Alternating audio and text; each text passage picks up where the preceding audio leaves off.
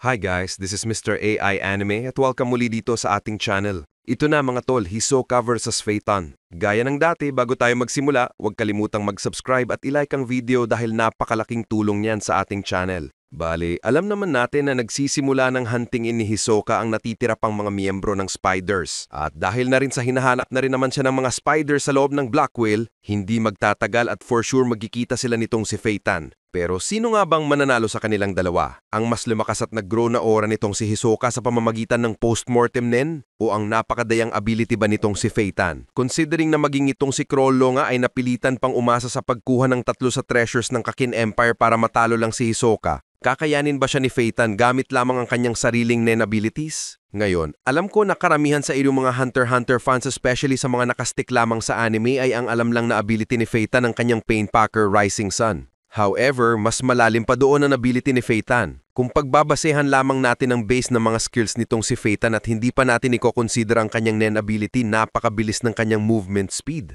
To the point na maging ang iba pang mga miyembro ng Spiders or ng Phantom Troop ay talagang kino-consider at ina-acknowledge kung gaano ka-agile ang kanyang movement. Kung gaano siya ka-flexible sa pakikipaglaban na nagagawa niya makapag-create ng multiple na mga feints sa loob lamang ng split second. Ipinamalas nitong si Phaeton ang kanyang combat abilities na ito nang makalaban niya si Zazan, ang isa sa mga kino-consider na isa sa mga nests ng mga ants na kanilang queen. At kino-consider din talaga ng mga Spiders na queen itong si Zazan dahil napakalakas din nito. Alam nila na compared sa iba pang mga chimera na nakakatapat nila, nasa ibang level talaga itong si Zazan. Kung pagbabasehan din natin kung paano kumilos itong si Phaeton, para talaga siyang isang assassin.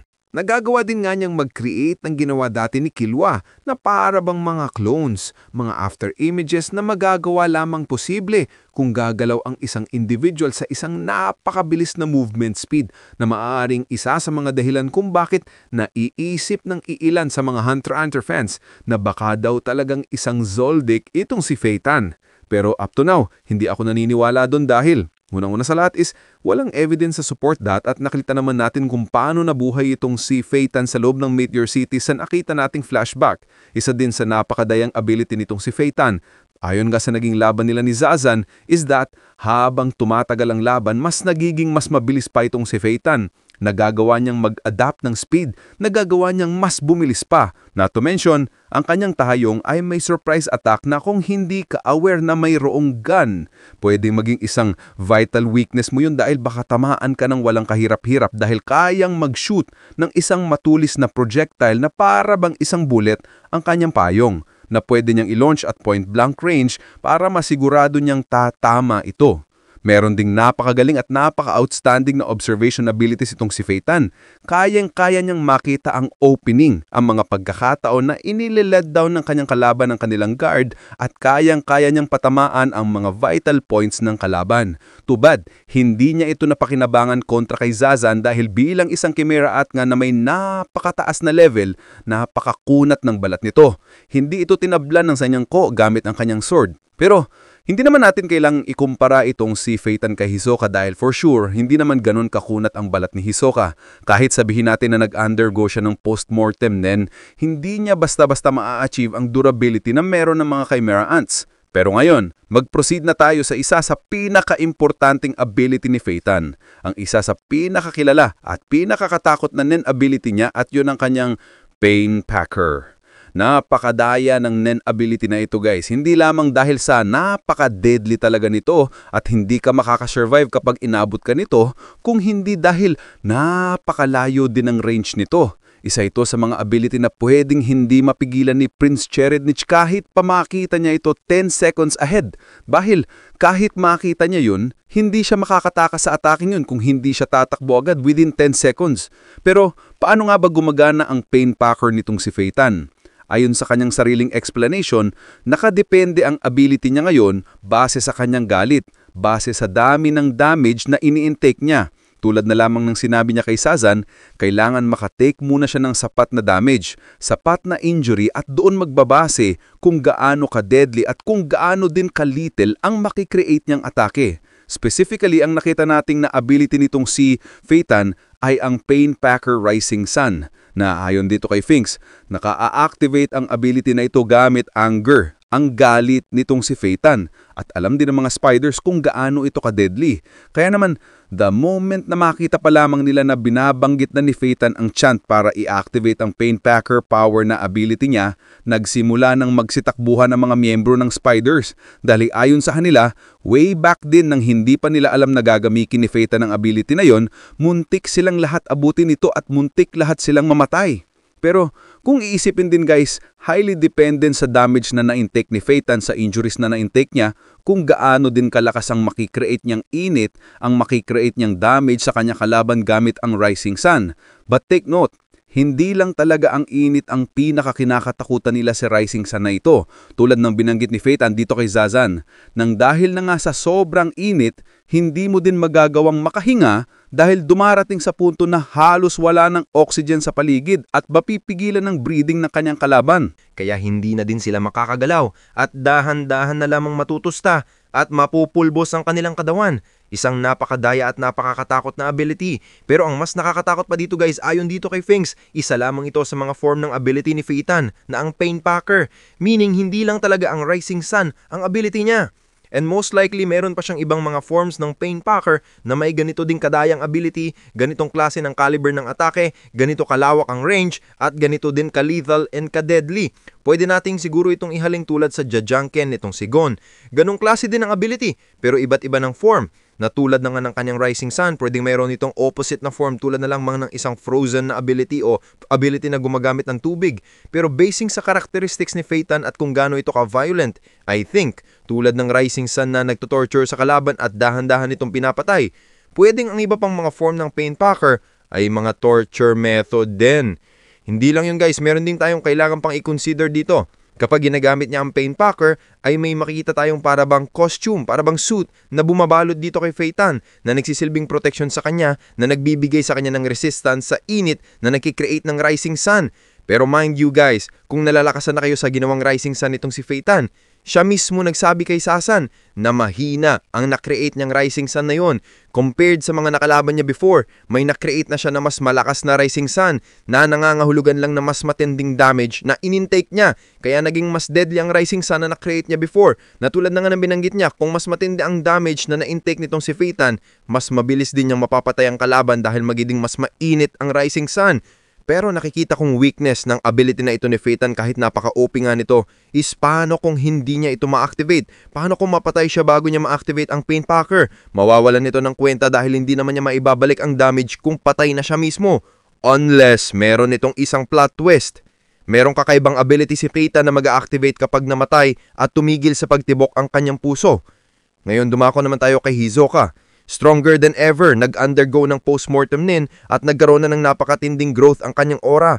Hindi lamang yun, napatunayan niya yun sa pamamagitan ng napaka-basic na pag-one-tap kay Cortopi at dito kay Shalnark. Although oo, pwedeng sabihin natin na unfair ang laban na yun dahil hindi naman talaga combatant itong si Cortopi at itong si Shalnark naman ay hindi magagamit ang Nen ability niya dahil hiniram yun ni Crollo. Still, napakadaya at napakatinding feat nun para tapusin ang dalawang yun ng napakadali lang at mapapatunayan natin ang argumentong yun ng dahil na nga sa maging itong si Crollo na ang boss ng Spiders and arguably ang pinakamalakas sa kanila ay kinonsider na kung gaano kalakas itong si Hisoka after nitong mabuhay ulit at maging mas malakas ng kanyang bungee gum. Dahil ngayon nga ay hinahanap na ni Crollo ang mga secret treasures para lamang masigurado na matapalo niya si Hisoka. At hindi lamang yon, kahit na ikinoconsider niya ang secret treasures ay inihisip niya na pwedeng mapatay pa rin siya ni Hisoka sa laban. Pero gaano nga ba kalakas si Hisoka ngayon? Ano nga idulot ng postmortem na niya maliban sa pagkakaroon ng intense na growth sa kanyang aura? Unang-una na dito guys ay ang kanyang texture surprise na naging mas malakas pa dahil nagagawa niya na ngayon na magkaroon ng panibagong limbs. Nagagawa niyang palitan ng mga naputol na parte ng kanyang katawan, nawasak, natanggal. Nagagawa niya yung palitan gamit ang bungee gum, gamit ang texture surprise. At hindi lang yon, compared sa naging laban nila ni Crollo na nakita naman natin na hindi pa siya nag-undergo ng postmortem nin, napakalakas na talaga nitong si Hisoka na nagawa nga niya makuha ang isa sa mga peking mga fake na clone ni Crollo at nagawa niya yung patayin at durugin pa nga sa pamamagitan lamang ng maghampas dito ng ulo ng isa sa mga puppets. Kung kaya niya yung gawin kay Crollo, kaya niya din yung gawin kay Fitan. Pero arguably lamang din kasi hindi pa natin alam kung sino ang mabilis, si Fitan ba o itong si Crollo. Pero uulitin ko guys, nagagawa yun ni Hisoka. Hindi pa siya nag-undergo ng post-mortem nin. Paano pa ngayon na naging mas malakas pa siya, mas na-heighten pa ang lahat ng kanyang capabilities at nagagawa na nga niyang literal na rubber ang kanyang buong katawan. Tulad na lamang na nakita natin na pag-utilize na ng kanyang bungee gum na paa na sa pamamagitan ng pagkikreate ng spring effect dito na buboost nito ang kanyang movement speed. Magagawa niyang sabayan ang movement speed nitong si Fitan for sure. Ngayon kung ikukumpara naman natin kay Crollo, magkikreate ba ng preparations itong si Fitan para patayin si Hisoka? Hindi na yun magmamatter dahil tulad ng binanggit ni Hisoka after nga ng kanyang revival, wala na siyang pakialam. Hindi niya hahayaan na mag-play ang spiders ng kanilang preparation. Siya ang magdidikta, siya ang magdedesisyon ng kung paano mangyayari ang laban. Kaya naman we should not expect na mangyayari ulit ang insidente na nangyayari sa Heaven's Arena dahil hindi na yun hahayaan pa ni Hisoka na maulit. As a counter din sa napakabilis na movement speed nitong si Fitan, hindi naman imposible ladikitan din niya ng bungee gum itong si Fitan para matrack niya ang movement nito. Tulad ng ginawa niya sa fake na Crollo, nagawa niya yung dikitan ng bungee at pinagtatadtad niya yun ng atake. Kung hindi magagawang kawan ng clone itong si Fitan, magiging napakadelikado nun para sa kanya. Pero pwede din namang putulin ni Fitan ang bungee gum gamit ang kanyang sword. But that will only be possible kung magiging malambot at magiging posible na hiwain niya ang bungee dahil paano kung matigas na din ang bungee gum dahil nga nag-undergo ito ng post-mortem nin. But as I've said, kung hindi magagawang putulin ni Fitan yun itong si Hisoka, it is already game over. Talo agad dyan itong si Hisoka. Hindi din siya bibigyan nito ng pagkakataon na magamit ang kanyang ability dahil dudurugin agad siya nito ng walang kahirap-hirap. Pero kung magiging effective naman ang blade nitong si Fitan kontra sa kanya, magkakaroon naman ng disadvantage itong si Hisoka dahil hindi niya magagamit at hindi niya mapapakinabangan ang bungee gum. Even as a defense, magagawa yung butasin at hiwain itong si Fitan. Magsuserve din as a huge factor ang magiging battleground nila.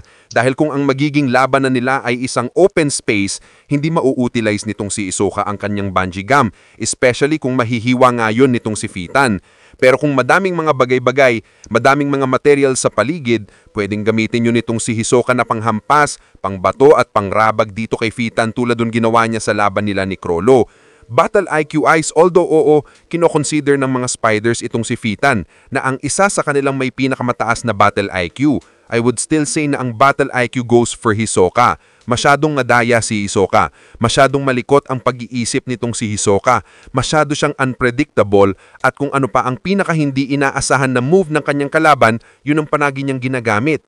The only reason kung bakit nanalo itong si Crollo kontra kay Hisoka sa kanilang unang paglalaban is that meron siyang napakaraming puppets. Libo-libong mga puppets guys. Mga puppets na kaya niyang kontrolin, mga puppets na pwede niyang pasabugin anytime kung kailan niya gugustuhin. All of that while being in an enclosed arena na walang tatakbuhan nitong si Hisoka at wala naman siyang balak na tumakas kahit na meron.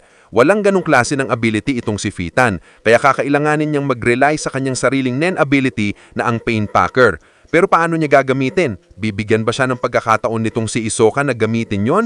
Especially dahil merong pa siyang kinakailangang i-chant para ma-activate yon? Not only that, kailangan niyang mag-sustain ng sapat na injury, sapat na damage para maging effective din ang kanyang Painpacker. Bago tayo magpatuloy, kung naghahanap kayo ng full chapter reviews ng Hunter x Hunter mula chapter 340 hanggang sa latest chapter 410, bisitahin niyo lang ang channel natin. Naka-playlist na po lahat para madali niyong mapanood. Thank you and let's go back to the video. Paano niya gagawin kung uunahan na siyang patayin itong si Hisoka? Not to mention kung hindi gagamitin nitong si Fitan ang kanyang Painpacker at kung aasa siya sa kanyang sahiling kapasidad sa pakikipaglaban. Kailangan niya ma-one hand pop si Hisoka dahil kung hindi niya ito mapapatay, kung mapuputol niya lamang ang kamay nito, ang paa nito, or kahit na anong parte ng kanyang katawan, maibabalik lang yun ni Hisoka dahil I will remind you, napakalakas na ng kanyang texture surprise. Kaya niya nang mag-create mapanibagong parte ng kanyang katawan. Which is very unlikely guys na magawa yun itong si Fitan na ma-one pop itong si Hisoka dahil hindi din naman sa bibigyan ng ganoong klase ng opening nitong si Hisoka. Kaya ang magiging pinakamataas na tsansa talaga ni Fitan para manalo sa laban na ito ay ang kanyang Painpacker. Pero bibigyan ba siya ng pagkakataon ni Hisoka para i-deploy yun? Most likely, hindi din. Dahil tulad nga ng binanggit ni Hisoka, hindi niya hahayaan na mag-create ng preparations na magawa ng mga miyembro ng Spiders ang way ng pakikipaglaban kontra sa kanya. Kaya for sure, makita niya lamang ang opening, makita niya lamang ang preparation nitong si Fitan sa pag-deploy ng Painpacker, papatayin niya ito agad. Kaya naman mahihirapan talaga si Fitan na ma-deploy ang kanyang napakadayang ability na yun. Not unless meron siyang instant deployment na abilities. Dito napapasok ang iba pang forms na binanggit nitong si Finks. Paano kung ang ibang form ng kanyang Painpacker ay may instant deployment at hindi na kailangan ng chant, hindi na kailangan ng manual activation na tulad ng ginawa niya kontra kay Zasan gamit ang kanyang Rising Sun? Na common sense lang naman isipin guys na kung hindi naman ma-deploy ni Fitan ang Painpacker, wala yung kwenta not unless mayroong plot twist nga ang ability nitong si Fitan na meron siyang automatically activated na ability based sa Painpacker. Kapag nasa bingit na siyang kamatayan, of course, magiging mas OP, mas delikado, mas deadly, and possibly mas malawak ang range. Dahil meron nga itong limitation na napakadelikado din, na kailangan nasa bingit na siya ng kamatayan or even kapag patay na siya at tumigil na sa pagtibok ang kanyang puso, na nangangahulugan na in exchange mas malakas din ang power na may provide sa kanya. Now when it comes to that napakadelikadong sitwasyon na iyon, na kung ang Rising Sun nga na napakahina pa lamang ay tinunaw ng napakadali ang isa sa napakalakas na Chimeraan Queen. At ang tanong ay kung makakatakas ba doon si Hisoka, makakalayo ba siya sa range ng instant kill na ability na yon or hindi na? For sure makakatakas doon si Hisoka guys. At best baka makapag-inflict lang ng significant na damage and finally resort na attack na yun ni Fitan dito kay Hisoka. Na hindi naman magiging delikado dahil meron nga siyang texture surprise at sigurado na hindi papatayin nitong ni Togashi sa Hisoka not until makumpleto nitong si Chrollo ang mga iniipon niyang mga treasures at maganap ang rematch sa gitna nilang dalawa. But what do you guys think about this matchup? Sino ba sa tingin niyo ang mananalo? Si Hisoka ba o itong si Fitan? I would like to hear your opinions down in the comment section below. At yun na po ang kabuuan ng video natin. At kung nagustuhan mo, ay huwag mo sana kalimutang mag-iwan ng like at subscribe dahil napakalaking tulong na yan para sa ating channel. Maraming salamat. This is Mr. AI Anime and see you guys again on my next video.